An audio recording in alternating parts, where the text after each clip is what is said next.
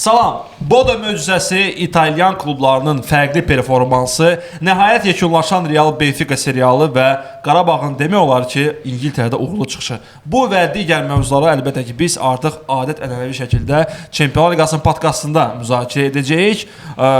Siz Var Arxası və Ali Futbol YouTube kanallarındasınız və gəlin bu möhtəşəm dahi şəxsiyyətləri sizə tanış edeyim. Artıq milyonların sevimlisi Fərman Elvin, mən Abdul və bugün bizim qonağımız Azərbaycanda Bodo Glimt'in rəsmi distributoru Qurban, alqışlar. İlk öncə Qurban, çox sağ ol ki, bizim təklifimizi qəbul elədin. İnanmazdım ki, biz hal-hazırda Bodo Glimt'i Çempionlar Liqasının 8-də 1 finalçısı kimi müzakirə edəcəyik, amma bu... İnanmazdıq ki, sən bura çağıracaq. İnanmaz sənə bura çağıracaq. Çox şey inanmazdıq, amma... Niyə yoxdur? Sağ ol, qoy. Niyə də gəlməyim? Niyə də gəlməyim? Normal proyektdir bura. İndi... Əlbəttə ki, sözsüz ki, Inter-Bodo Glimt maçından biz müzakirəmizi başlaya bilərik, amma ki, uşaqlar, sizə elə gəlmir ki, yeni format çox maraqlıdır və alt play-off məsələsi, vapşı maraqlıdır. Keçən ildə maraqlıydı alt play-off. Bu ildə öz aurası saxlayır. Əlbəttə ki, Juventus azarkeşləri istisna olmaqla. Bəli, nəzərə alaq ki, bizə heç düşmür. Ona görə mən heç də maraqlı deyil. Belə qısa bir sual, yeni format yoxsa köhnə format sizə görə? Hələsin öz yeri var məncə. Amma yeri var da əsas. Köhnə. Amma bilirsən də köhnə ilə yüngülvalə Bodo Glimt düşə bilməyəcəkdir də, yəni elə əsas oldu da nə qədər çətin o qədər zor. Sən şeydə Bavariya gəlsin, City gəlsin. Kimin Braziliyası gəlsin. Kimin Braziliyası qəşəng. Fərman səndə. Məncə heç özüm bilmirəm, amma doğrudan hər ikisinin öz yeri var. Bir dənə 16 birlər olmağı və maraqlı qarşılaşmalar olur. Ona görə məncə hal-hazırda təzə format daha yaxşıdır. Bax, dünən Atalanta Borussiya baxdı, yenə bomba kimi də oyundur da. Doğrudan da Juventus dünən möhtəşəm oyunda gördük. Hə, onu bir yavaş-yavaş çatacaq. Gəl başlayaq ilk öncə Inter-Bodo Glimt maçından. Əlbəttə ki, maçın özünə keçəndən qabaq, deyəsən Qurban ilk belə Talpavoy podkastındır. Minlərlə adamın bir sualı var və əsas bütün Azərbaycan xalqının sənin verməli olduğu sual oldu ki, mən indi səsləndirmək istəyirəm də. Viza ala bildi. Verirlər vətəndaşlığı, yoxsa yox. Oturum var heç olmasa. Dəyər bu. Daimi oturum. Qardaşlar, bir də mənə bu sualı versəz, bağlayırdım. Yox, söhbət bilirsiniz nədir? Bilirsiniz də, yayda dünya çempionatı olacaq, düzdür? Bəli. Nikita'da bəzi azarkeşlər deyir ki, viza verin, ölkə vətəndaşlıq verin ki, dünya çempionatını oynaya bilsin. Nikita aşağıda subsididir, Bodo Glimt'in qapısı. Aha. Adı nədir? Norveçin federasiyası da deyir ki, Oçeretdəsən, gözdə. Oçeretdə də Nikita'dan qabaq Qurbandır da. Yox. Yəni Qurban demək istəyir ki, o Nikita Oçeretdənsə. Yəni bilinmir də Nikita'ya o dünya çempionatına çata biləcəkmi, yoxsa yox. Başa düşürsən. Yəni Nikita'ya belə zorla verirlər. Bu sualdan, bu cavabdan elə başa düşdüm ki, Sotki Qurban Oçeretdədir. Sadəcə Oçeret çatdı bura. Niyə yox? Yaxşı. Inter Bodo Glimt komanda ümumiyyətlə sadəcə maraqlıdır da. Niyə Bodo Glimt və necə seçmisən də? Yox, əvvəlcə mən bir Juventus fanatı olaraq təşəkkür edirəm qalibiyyətə görə. Çox gözəl oyun göstərdiniz. Həqiqətən İtaliyada ən keyfiyyətli futbol göstərən komandanın məğlubiyyəti halaldır. Bəs o keyfiyyətli komanda danışdığında gördük də o keyfiyyəti iki oyunda. Keyfiyyətin qılsı yox idi orada. Qurban, necə oldu ki, Bodo Glimt, 1000 dənə o komanda var. Niyə Bodo Glimtdə? Sadəcə bizə izah elə. Özdə neçənci ildən? 2020. Niyə? Koronadan. Sadəcə səbəb. 2020-ci ildə bekarçılıq idi. Bekarçılıq. Dedim hansısa açım oyuna baxım da. Gördüm Avropa Liqasının 3-cü təsnifat mərhələsi var. Milan Bodo Glimt oyunu. Çox istəyirəm. Korona tutmamışdı. Tutmuşdu. Vaksinin adı bəlkə Bodo Glimt adı idi. Vurdun, çıxdı, düşdü. Ola bilər. Məcbur deyil. Sen o dəfə deyil də sən məcbur deyil. Artıq qanındadır da. Söhbəti ora gətirirəm. Zarafat deyil. Vaksinla getdi. Zəhmət olsa icazə ver. Üçüncü təsnifat idi. Mən dedim, baxım oyuna. Gördüm Bodo Glimt adlı komanda var. Ondan əvvəl heç klubun adını tanımırdım. Heç nə. Gördüm Milanla oynayır. Açdım, baxdım. Çox keyfiyyətli oynanıyordu. Gördüm əksəriyyəti Norveçlidir. Pulsa ki, Norveç liqasında gördüm ki, qabaqda gedir. İkinci yerdən bir 15 xal, 18 xal qabaqdaydı. Başladım yavaş-yavaş maraqlanmağa. Həmin oyunda 3 hesabı ilə məğlub oldu. Və sonra gördüm ki, Norveçdə 30 oyuna 81 bal topladı. Maksimum 90 xal idi. 30 oyuna 103 gol vurdu. Yəni bir oyuna 3.5 qol düşür. Plus da ki 30 oyuna 26 qələbə qazandı. Ümumiyyətlə Bododan əvvəl Norveçə olan hər hansı bir sevgi var idi, bir ölkə olaraq, yəni maraq var idi səndə? Yox. Prosta случайно açdı ki, Milan boşun Bodo Glimt. Hə, plus da başladım araşdırmağa, gördüm ki, kimdir bu harda Milan yerləşir? keçir? Polyarny polis yerləşir. Plus da ki, əhalisi 50 minlik əhalisi. Kimdir orada yaşayan, hə də? Deyirəm də Crescent Mall-dan dövlət bayrağı meydanına qədərdir. Hə. Zor. Həqiqətən. Dedim, Neftçilər prospekti bu. Nə? Yəni, Təsadüf şəkildə olan bir hadisədir, belə bax. təsadüfdür. Bu belə deyim də, bu kondisiyalarla bura qədər gələn, yəni belə bir klub yoxdur. Yəni Slavia Praga olsun. Belə bir şəhər yoxdur, hə. Slavia Praga olsun, məsələn, Crvena Zvezda olsun, məsələn deyirəm də, Sparta Praga, Kopenhagen. Yəni şəhərləri yerində, əhalisi yerində. Yəni soyuqluğu indi Kopenhagen qoyaq qırağa, Slavia Praga. Stadionun otu yerində. Stadionun ot örtüyü yerində. Çoxları deyir ki, süni ot örtüyüdür, nə bilmə. Həmin süni ot örtüyünə sən necə oyunçunu inkişaf edə bilərsən və yaxud necə oyunçunu, yəni dəvət edə bilərsən ki, komanda, yəni daha da güclü oyunçular gəlsin. Belə bir şey. Və bax unikallığını qeyd etdim Bodo Glimtin və avtomatik olaraq ağlıma sual gəldi ki, belə unikallıqla və belə nəticələrlə Manchester City-ni məğlub etmək, Atletico-nu, Inter 2 dəfə necə Bodo Glimt Norveç çempionu olmadı bu il? Nə dərəcədə? Yaxşı, bu Bodo Glimt belədirsə, Viking nədir onda? Mən sadəcə bunu izah edə bilərəm. Çünki səndən başqa əminəm ki, ölkədə heç kim Norveç çempionu baxmır. Bütün məlumatları sənə öyrənirik. Sən söz deyirəm, Murat. Murat, Norveçdə demokratiyadır. İmkan vermirlər də bir klub ancaq çempion olsun. Başa düşürsən, Murat. Elvin söz sənə gəldi. Söz getdi İngiltərəyə, birbaşa. Qardaşım, İsveçdə kim çempion oldu? Mjolnir. Sən bilərsən. Kopenhagendə birinci yerdə kimdir? Aarhus. Kopenhagendə. İsveçrədə birinci yer kimdir? Tum. Azərbaycanda birinci yer kimdir? Axtundur. Amma bilirik də. Amma bilirik. Qardaş, söhbət o deyil ki, yəni hər komanda o tema işləmir bura. Futbol dəyişilib bu şey. Yəni o vaxtlar var idi. Bavariya 10 il dalbada çempion oldu. İndi də belə elə toxunur ki. O vaxt vardı Juventus çempion olurdu. 9 dəfə dalbada. Vaxtları var. Söhbət söyləyir, qoymurlar, imkan vermirlər ona. İmkan vermirlər. İndi zarafat edirsən, faktiki deyirsən. Ciddi deyirəm. Oha. Sənə zarafatı var. Ciddi güldü. Yaxşı. Nəticələr öz yerində. Bir sual da verək, madəm ki, indi Bodo Glimt məsələsi belə çox aktualdır. Yayda hansı, belə baxdım heyətinizə, oyununuza, üstünlük, elə bir ki, sistem futbolu üstünlük daşıyır orada. Yəni, həqiqətən orada əsas məqs sistem futboludur. Sistem futbolunda da hansı futbolçunun individual olaraq başqa bir klubda parlaması ehtimalı adətən o qədər də çox olmur. Gözləyirsən ki, məsəl üçün, bax, Monaco 2017-də oldu, bütün sastavı aldılar, bütün oyuncularına transfer edilər də. Bodo Glimtdən yayda belə bir şey gözləyirsən ki, yəni bütün oyuncularını başqa klublar gəlsin, alsın. Yayda maksimum 2-3 dənə oyuncu gedəcək, maksimum. Kim? Yəni Kasper Hög, Hauge. Kasper Hög, Hauge məncə getməyəcək. Çünki artıq Milan praktikası var. Hauge getdi Milana tutuzdurmadı, Eintrachtda getdi tutuzdurmadı, Gentə getdi, Bakıya gəldi, Qarabağın onda heç 2 oyuncu belə çıxmadı, icarədə belə. O Bakıya gəldi, dedim, bəlkə gedim hava limanında qarşını dedim, yox, Hauge'yə görə dəyməsə boyda yol, getməsin. Zamin oyuncusu, kimlik o, mən onu yiyəcəm. Belə Norvegiya gedərəm, amma aeroporta gedərəm, gedərəm. Hauge'yə görə hava limanına getmərəm. O da getmədi, yəni tutuzduran bilmədi. Sonra Bjorkan getdi, qayıtdı, Nikita Haikin getdi, qayıtdı. Sonra Marius Lulin yoxdur, o da getdi, qayıtdı. Hokun Evyen getdi, qayıtdı. O şey bir dənə problem eləyən Kasper Hög'dür. O da problem eləyib gəlib qayıdacaq. Məncə Hög də tutmayacaq. Hög çünki iminlə o sistemə oturub. Ola bilər, razıyam. Hög'ü tutmaması məncə tutmayacaq. Məsələn, nə eləcək bir junior kimi belə bir karyerası olacaq. Əgər getsə də, başa düşürsən. Amma məncə bir dənə şey tutuzdura bilər. Fredrik Schuvols, əsas sağ müdafiəçimiz, Atletico Madridə qarşı ilk golu vuran oyunçu. Bir dənə onda nəsə onu deyəcəydim ki, sizdə ya winger, ya lateral olan oyunçular gedib başqa yerdə yaxşı oynaya bilərdi. O nə deyəcəkdin? Orada kimi tanıyırsan ki, sən? Tanımaq söhbəti deyil. Ya bir dənə Hög'ü tanıyır. Söhbət tanımaqdan getmir. Sistem olan komandalar oradan ancaq lateral winger gedib hardasa. Yəni onluğu oynayan və yaxud da ki 9 nömrəni oynayan, ya ortanı aparan oyunçu gəlib başqa yerə. Sistemə getsə düşsə də məsələn də sistemli City klubuna getsə, o da hardasa sistemli klubdur da hal-hazırda. Orada da tutuzdura bilərlər. sistemdən çıxıb sistemə düşmək. Sistemdən sistemə fərq var fiziki da. cəhətdən daha çox bacarıq tələb edən mövqelərdə düz hardasa razıyam Elvindən ki, onu tələb edən mövqe tələb edən oyunçuların getməsi daha ehtimal yüksəkdir. Amma Qurban bir məsələ deyim sənə.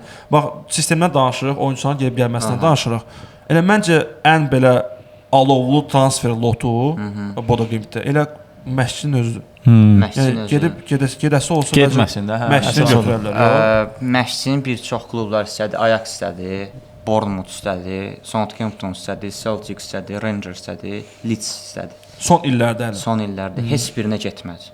Və getmək istəmir, hə? Ajax-a belə deyim də, Ajax-a getmək fikri var idi, getmişdi Hollandiyaya, Amsterdama. Gördü ki, orada vəziyyət biraz o deyil, aləm dəyib bir-birinə. Gördü ki, burada potensial yoxdur, həqiqətən də düz fikirləşdi.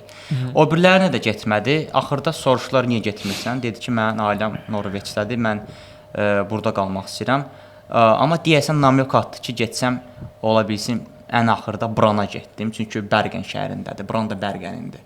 Ola bilsin. Ailəsinə görə. Ailəsinə görə. O, yəni deyirsən ki, Bodo Glimt başqa Norveç klubunda dəyişə bilər yəni. Dəyişə bilər, bəli, ola bilər. Branda bura deyəsən oynayırdı Avropa ilə. Bu gün deyəsən Bologna oynayır da Avropa liqasında. Verir ha. Sən bura qaldırmısan. Sən şovlar gedirlər qabağa da, Branda. Yəni Norveç futbolunu qaldırmışam ki, Branda oyunlarını verirlər. Norveç Federasiyası sənə faiz verməlidir məncə. Faiz verməlidir amma. İndi Inter Bodo Glimt maçı və fikirlərin maraqlıdır bu oyun haqqında və həqiqətən bax videolarda, TikTokda qeyd etdiyin kimi əmin idim ki, Interi məğlub edəcəksiniz. 100% bir qram belə şübhəm yox idi. Bir qram belə şübhəm yox. Sırf komandaya inanmaq cəhətdən, yoxsa həqiqətən bir səbəblər var idi? Komanda, birinci komanda inanırdım. İkincidəki komanda, o ki komanda getdi Atletikon səfərdə utda. Mən dedim ki, bu komandanın dayandıran olmayacaq. Komanda özgüvən bu dəqiqə elə səviyyədədir ki. Yəni Knudsen də qayıdıb deyib ki, yəni komandada əsas biz psixoloji cəhətdə çox hazırıq. Hauge oyundan ikinci oyundan qabaq İtaliyadakı oyundan qabaq demişdi ki, yəni bizə görə İtaliyadakı o normal bir oyun kimidir. Yəni bildiyin, yəni çöldə bayır kimi. Mental olaraq o Kloppun sözü var idi, mentality monster. Bax həmin söhbət var Bodo Glimtdə. Amma məncə orada daha çox köməklərindən biri də Interə qarşı olur ki, indi əlbəttə ki, səbəb deyil Inter üçün o, amma Bodo Glimtin istirahət eləməyi də çox böyük köməklik oldu onlara. Düz deyirsən, amma tonusdan da düşə bilər. O da var, amma ki faktiki gördük ki, onlara istirahət kömək elədi. İstirahət kömək eləyir. Kömək eləyir və əlbəttə ki, özü böyük bir şeydir. Elə bir belə deyək də balaca klub üçün Interə qarşı bir har demirim 100%, 50%, bir 15-20% kömək oldu onlara. Kömək oldu, amma bir tərəfdə deyim də, yəni Interin heyəti 666 milyondur da, yəni o heyətlə sən ən azı yəni 2 dənə heyətin olmalıdır ki, həm Serie A-da oyun göstərəsən, həm də ki Çempionlar Liqasında, plus da ki Interdə atırıq var da, xal fərqi var. İkinci yerdən 5-6 xal. Mən səndən razıyam. Prosta Interin məşqçisi də Kivud da, o da onu da onu mən qeyd eləmişdim ki, yəni Kivu hara, Knudsen hara. Kivu Knudsen qədər ola bilməz. Knudsen o boyda Avropa Liqasının yarımfinalçısıdır. Avrokubok təcrübəsi var, amma Kivuda o yoxdur. Qısaca cidden deyirik ki, Kivu hara Knudsen həqiqətən doğrudan daha çoxdur həqiqətən. Amma Inzaghi olsaydı tam başqa cür ola bilərdi. Tam başqa cür oyun gedə bilərdi. Inzaghi bu komandanı belə deyək də, nə qədər şey olsa yığıb 60 yaşları vardı. Müdafiəçilərin yaşın yığsın üst-üstə bir 200-ü keçəcək də bəlkə də. Acerbi hələm də oynayır. Mən elə bilim bu ölüb gedəcək hardasa, amma hələm də oynayırdı o. Yox, indi baxmadı 38 yaş çoxdur da. Yaxşı, belə bir sual Qurban, bilməm baxmısan podkastlarımıza yoxsa yox. Bizdə daha çox ehtimal vermək var. Sənin ehtimalın Bodo Glimtin hara qədər irəliləyəcək? Həm sporting variantı nəzərdən keçir. Çünki bu gün Çempionlar Liqasının püşatmasıdır saat 3-də və rəqibiniz deyəsən siz Real'la eyni xəttəsiniz. Yəni sizə Sporting düşəcək Real'a. Real Bodo ilə eyni xəttədir. Hər bir xəttədir. Belə bir söz deyim. Sporting yox City məsələsi. Mən demişdim ki, Real gəlsin, düz deyil. Real gələ bilməz. Real qorxdu da. Yox, Interdən qabaq. Hə, Zadi verdi də bura. Mən dedim ki, Real gəlsin də bura. Real qorxdu da. Məncə də qorxdu. Yəni qorxdu getdi Benfica uduzdu. Mən əmin idim ki, bu 5-2 olacaq. Başa düşürsən. Ona görə dedim Real gəlsin, biraz maraqlı olsun. İndi də deyirəm ki, qardaş, City gəlsin. Bilsən niyə? Çempionat başlamayıb deyə. Fikrimiz Çempionlar Liqasındadır. Məqsədlərimiz də yüksəkdir də. Biz o klub deyirik. Ay nə bilim Sporting gəlsin, ay nə bilim Newcastle gəlsin. Elə kluba bax ki, Norveç çempionatına hazırlaşmaq üçün Yəni məşq məqsədi ilə Manchester City-də görüşmək istəyir. Amma Realın azar keçəcək deyir ki, Sporting gəlsin. Nə fərqi hiss elədi? Mən bilirəm ki, bura Sporting gəlsin. 10 ildir bezdim bu klublarda. City-dən Arsenal bəsdir. Arsenal'la yaxşı görək də. Arsenal xışdadı 2 dəfə oynayıblar. Xışdadı 2 dəfə bəs idi mənə. City gəlsin Murat. City gəlsin. City-lə oynayaq. Amma belə razıyam mən Qurbanla ki, bu City-ni City-də belə deyək də hal-hazırda Premyer Liqada şansı yarandı ki, çempion olsun. Arsenal 2 xala düşdü də. Bir oyunda zapasda var. İndi faktçılar 5 xalda. Hələ 2+2-dir. Çata bilər. City bu dəqiqə məncə özü başa düşür ki, onun Çempionlar Liqasında çox da getməyə şansı yoxdur. Çünki güclü klublar var. Və demirəm birə-birə gəlib udzacaq vəsə. Yox, söz demirəm. Amma Bodo Glimt sırf belə deyək də bir çempionat olmadığına görə Çempionlar Liqasına belə yüklənir və ona bax. Amma City də 2 tərəfə oynayır. Və həlimdə final oyunu var kubokda. O da var və Arsenal'la da. Qurban, yekun olaraq Bodo Glimt haqqında maksimum sənin gözləntilərin bu Çempionlar Liqasında? Qardaş, mən elə gəl ki, Knudsen futbolun bağını tapıb. Deyirsən, udacaq Çempionlar Liqasında? Ya, demirəm udacaq. Adam elə gəl, gəl otub düz danışaq da. Çempionlar Liqası sezon başlamışdan qabaq. Desəydilər ki, bir klub City-ni evdə udacaq. Atletico sonra dalından Atletico səfərdə udacaq. Sonra da Interdə hər iki oyun udacaq. Dalbadal 4 onda bodal. Hansı klubu deyərdi? Juventus. Real. Mən Bavariya deyirəm. Bavariya deyirəm. Ha, 100%. Aston Villa formasında hamısı yəni dediyiniz klublar, hamısı top klublardır. Yəni indi Bodo Glimt-dir deyə siz belə şey gəlir ki, yəni bəziləri eksklüziv bir şey gəlir. Yaxbayətli ki, gəlir bizə Real deyil. Bəni belə deyim. Mən yarım final gözləyirəm məsəl üçün. Yox, indi burada ortada bir məsələ var ki, onu da deyim bəlkə axırıncı olsun. Əgər City-ni keçsələr məsələn də orada Bavariya düşmə şansı var Bodo Glimt. Onda heç nə. Orada o mis tərəf var. O şansı var. Hər halda sənə uğurlar arzu edirik. Əlbəttə 100 var. Komanda həqiqətən tarix yazırsınız. Çox maraqlı bir komandadır və həqiqətən xoşuma gəlir. Oyunlarından da baxmaq həzz alırsan. Biz isə vaxt tirbədə keçək növbəti blokumuza. İntriqanın gözləndiyi ən son oyun əlbəttə ki, bu alt play-offda Juventus Galatasaray maçı oldu. Amma nə yalan deyim, mən şokdayım. Özü müsbət cəhətdən və çox bəyəndim Juventusun oyununu. Belə bir söz deyim, mən o qədər də şokda deyiləm. Çünki Galatasarayın heyəti Juventusun o qədər də zəif deyil. Yəni çünki sən Galatasaray ilə transfer edir ki, yəni niyə Juventus keçməsin? Yox, əksinə deyirəm. Mən onun geri dönüşündən şokdayım ki, Juventusun geri dönüşü. Geri dönüş elədi. Düzdür, burada digər rəsmi distributor var ölkəmizdə. Juventusun azgəş Elvin bütün emosiyalarını, daha doğrusu bütün emosiyalarını sərf elədi Juventus oyununa. Amma həqiqətən deyim, yəni qürur duya bilərsən komanda ilə.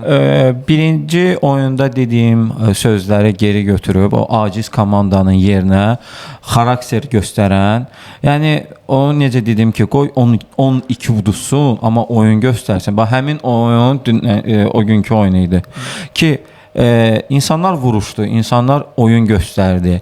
İnsanlar dedi ki, yəni bura gəlmisənsə, yəni elə bilmə ki, 5-2 udub keçəcəksən rahat. Yəni bu xoş oldu. Düzdür.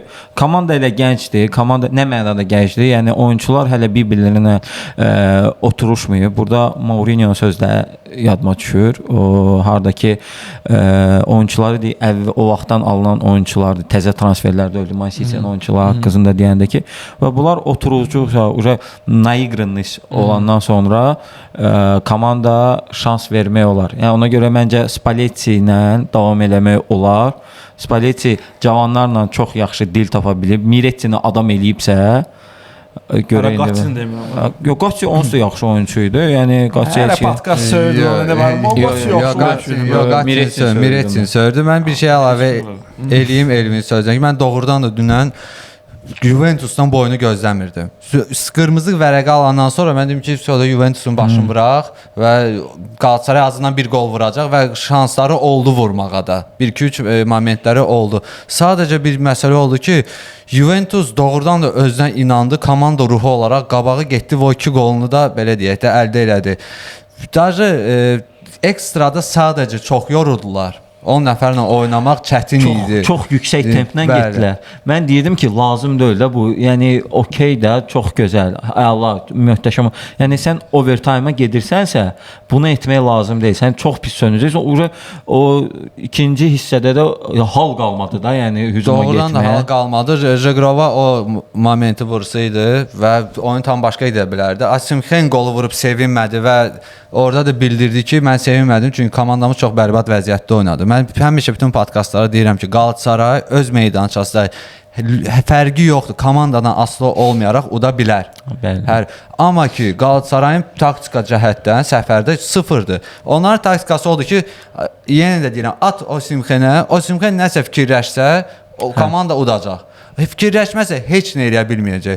Dünənki Qalatasarayın oyuna baxanda dəsmal götürüb ağlamaq istəyirdim ki, demirəm, avtobus qurlar və s.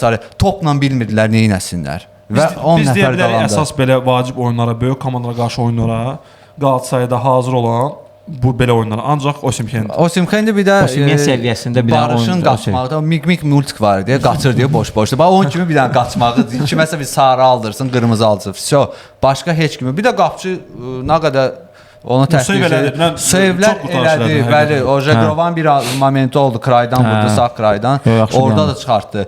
Və Qalatasarayın indi düşmə potensialı Tottenhamla Liverpoolu götürsək və ikisinin də vəziyyətini hal-hazırda götürsək, məncə Qalatasaray öz meydançasında ikisini də uda bilər, amma səfərdə nə olar? Yox, səfərdə nə olar? Liverpoola qarşı doğrudan məncə keçə bilməyəcəklər Liverpoolu səfərdə. Çox çətin. Tottenhamı bəlkə.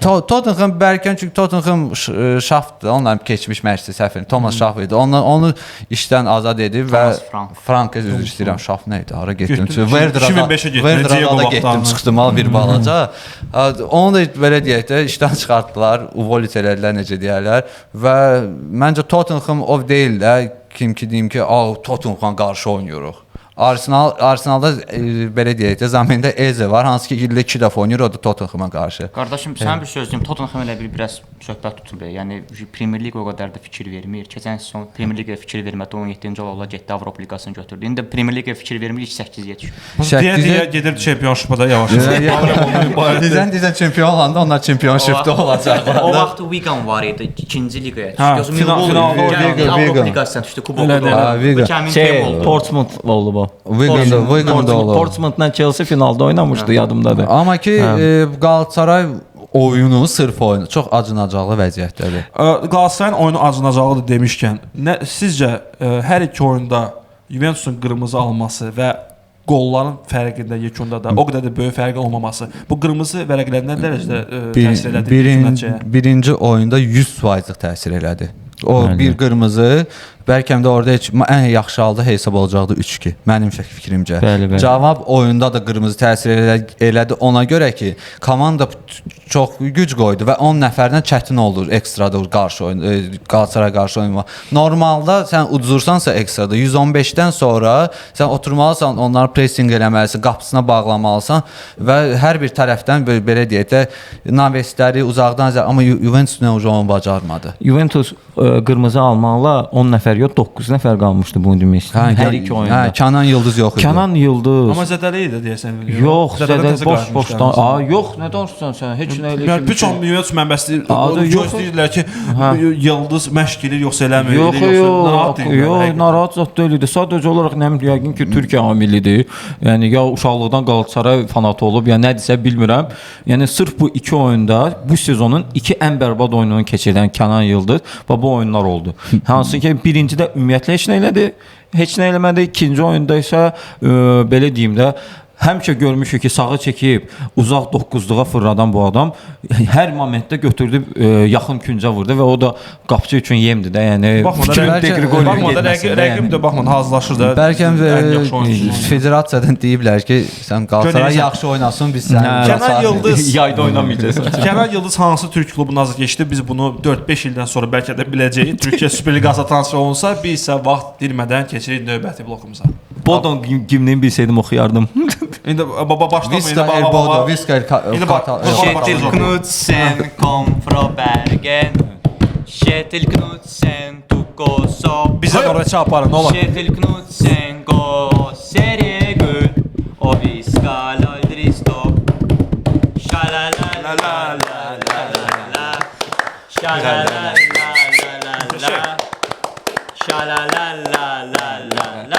Kəlayla xanıma salam Dris stop. Hə, Qurban, heç ürəkdən eləmədim.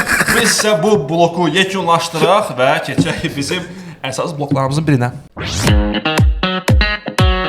Və sonda vacib bir oyunu əlbəttə ki, müzakirə etmək istəyirik. Newcastle Qarabağ maçı. St. James Parkda. Bu dəfə hesab belə pis deyildi. Azərbaycan gəncləri məmnun qaldılar həm oyundan, həm hesabından. 3-2 hesabı ilə baxmayaraq ki, Qarabağ məğlub oldu, amma birinci oyundan fərqli hiss elədik. Nə fikirləşirsiniz bu oyun haqqında? Oyun haqqında normal oyun idi. 3-2 hesabı pis deyildi belə götürsək və Elvini əlbəttə ki, təbrik etmək istəyirəm. Cəfər Quliyev. İkinci qolu ilə doğrudan da bizim hal-hazırda belə götürsək Azərbaycanlı olaraq ən yaxşı oyunçularımızdan biridir. Bəlkə də ən yaxşısıdır. O mənim üçün. Məncə də hal-hazırda ən yaxşısıdır və çox istəyərdim ki, bu transfer pəncərəsində növbəti üzümüzə gələn pəncərə hardasa bir Avropa klublarında, orta bir Avropa klublarında özünü sınasın. Borussia, Ajax kimi klublara getsə, Inter orta deyil, ortadan aşağıdır. Amma ki, Borussia'ya getsə məncə daha yaxşı olardı. Çünki Borussia biz bilirik ki, İtaliyaya baxmırsan yəqin ki, amma Como'ya o çox oturardı da. Como'da yox, Como'ya baxıram, Como bomba klubdur, amma gələn ildə Avroliqada bir Como'ya belə baxmaq olar, bir də Interə. Borussia amma ki, cavan oyunçuları yetişdirməkdə və belə upgrade eləməkdə çox yaxşı bir klubdur. Və Kohalski istəyərdim. Belə normalda istəməzdim getsin arasa da, Qarabağ çox karyera inkişafı üçün. Karyera inkişafı üçün çox yaxşı olur və çox möhtəşəm də bir qapıçıdır. Çox gözəl. Ortadan biraz yuxarı olan klublar üçün Tonali vurdu, amma o nə seyv idi. Yaxşı seyv və ortadan yuxarı olan klublara getsə, məncə bomba da bir qapıçı olar. Məncə də oturar. Demişdi ki, mənim arzum İngiltərə Premyer Liqasında oynamaqdır. Orada mən razıyam ki, orada bir Aston Villa da elə pis oynamaz. Elə madəm ki Emiliano Martinez. Martinez kim çatır da, vaxtı gəl çatır. Martinez amma ki Bournemouthdur məsələn, Newcastle özüdür, Aston Villa kimi klublarda Kohalski çox yaxşı da durardı qapıda. Uşaqlar, Qurbanın oyununa hazırlaşmaq cəhətdən, cavab oyununa hazırlaşmaq cəhətdən və ümumiyyətlə cavab oyundan sonra belə bir fikir gəldi ağlınıza ki, ilk oyun bəlkə də səfərdə olsaydı, cavab maçı öz meydanında olsaydı, Qarabağın bəlkə də hətta növbəti mərhələyə keçmək şansı da olardı. Yox da indi düzün danışaq bir balaca. Üzüstən Bodo Glimtdən başqa da nağıl eləyən oldu. Bunu Qarabağ elədi. Bunu vurğulamaq lazımdır. Amma ki niyə üzr istəyirsiniz? Təkcə nağıl deyil də burada. Başqalarının nağılıdır. Deməli, nəyi demək istəyirdim? Yəni burada Newcastle-ın daha çox rahatçılığı nəzərə almaq lazımdır ki, 6-1-dən. Düzdür, mən fikirləşdim, ikinci həyat buraxarlar. Bunlar da deyəsən qansızdılar, deyəsən hə? Newcastle. Qarğa-qarğadır da.